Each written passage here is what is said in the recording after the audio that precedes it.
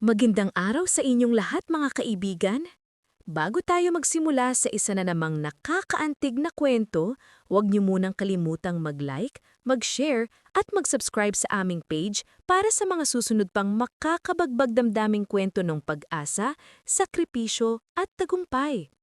Kung mahilig kayo sa mga istoryang nagbibigay inspirasyon at gumigising ng damdamin, siguradong magugustuhan ninyo ito.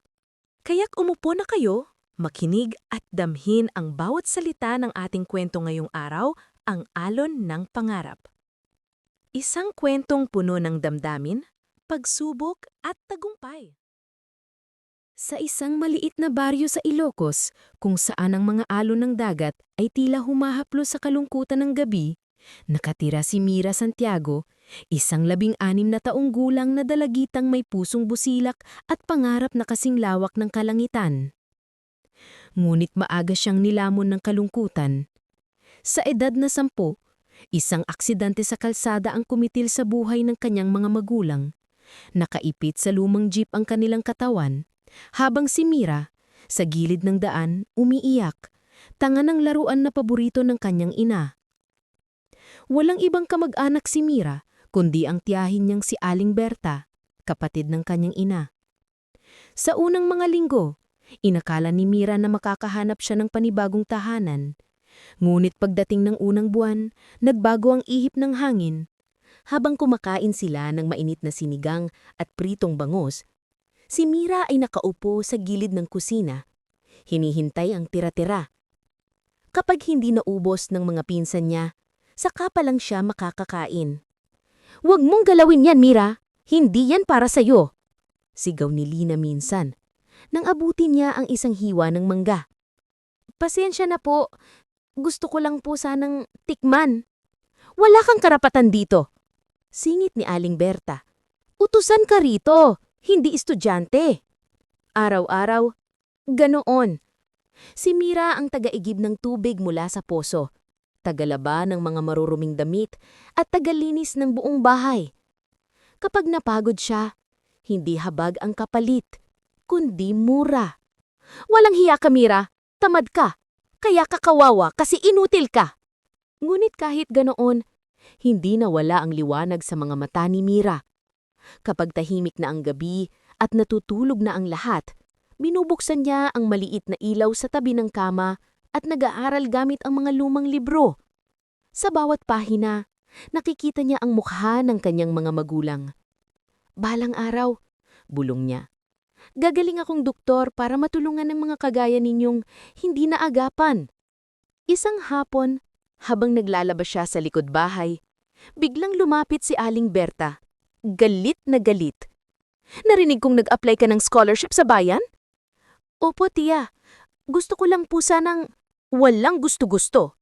Habang nandito ka, wala kang karapatang mag-aral. Utusan ka rito, hindi estudyante."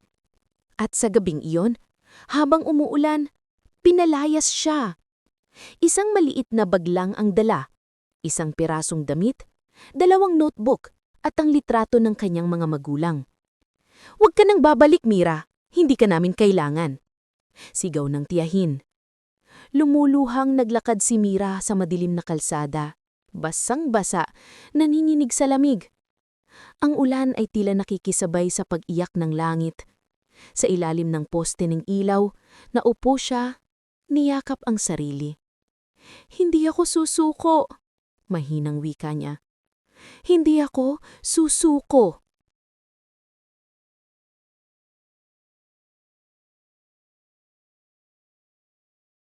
Doon, nakahanap siya ng simbahan na tumulong sa kanya. Tinanggap siya ni Sister Clara, isang madre na may pusong ina. "Kung talagang gusto mong mag-aral, tutulungan kita.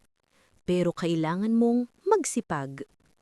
"Opo, Sister, kahit ano pong trabaho." Dito nagsimula ang bagong yugto ng buhay ni Mira. Naglinis siya ng simbahan, naglaba ng mga kasuotan ng madre, nag-alaga ng mga batang ulila, at sa tuwing may natitirang pagkain, inilalagay niya ito sa plastik upang may baon sa susunod na araw. Tuwing gabi, matapos ang mahabang araw, nag-aaral siya sa ilalim ng poste ng ilaw sa gilid ng convent. Ang mga ipis at lamok ang madalas niyang kasama, ngulit hindi siya alintana. Sa bawat pahina ng anatomy at biology, nakikita niya ang daan patungo sa pangarap. Sa tulong ng scholarship, nakapasok siya sa Universidad ng Santo Tomas, isa sa pinaka-prestihiyosong paaralan ng medisina. Ngunit hindi naging madali. Madalas siyang gutom, kulang sa tulog, at minsan napapahiya dahil sa lumang damit niya. "Uy, Mira!" bulong ng kaklase. "Bakit luma lagi ang uniform mo?" Ngumiti lang siya. "Mas mahalagi sa akin ang laman ng ulo kaysa sa bago kong damit."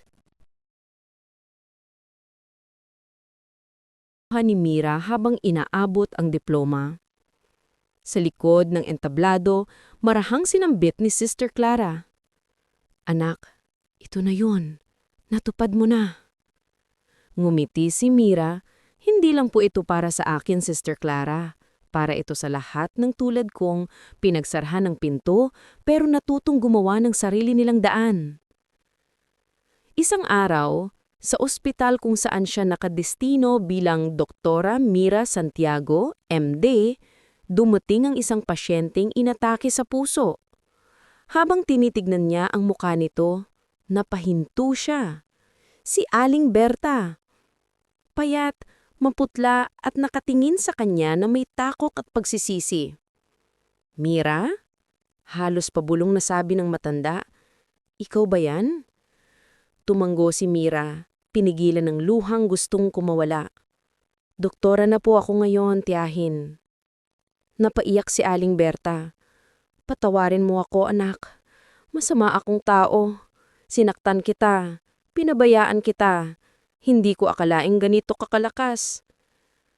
Ngumiti si Mira, marahang hinawain ang kamay ng tiyahin. "Matagal ko na po kayong pinatawad. Kung hindi dahil sa inyo, baka hindi ko natutunang tumayo sa sarili kong paa." Makalipas ng ilang buwan, gumaling si Aling Berta at naging volunteer sa outreach program ni Mira. Sa baryo, nagpapakain sa mga batang mahihirap. At sa gitna ng pagtulong, madalas marinig ang tinig ni Mira sa mga kabataang lumalapit. "Huwag kayong matakot mangarap. Minsan, kailangang dumaan sa unos para marating ang liwanag." Habang lumulubog ang araw, nakatayo si Mira sa harap ng dagat kung saan siya lumaki.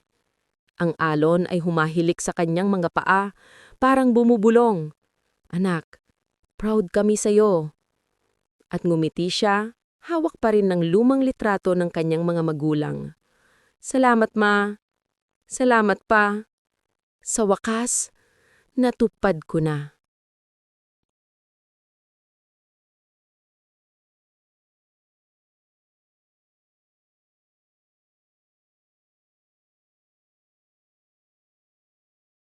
Maraming salamat mga kaibigan sa pagsama ninyo sa ating kwento ngayon.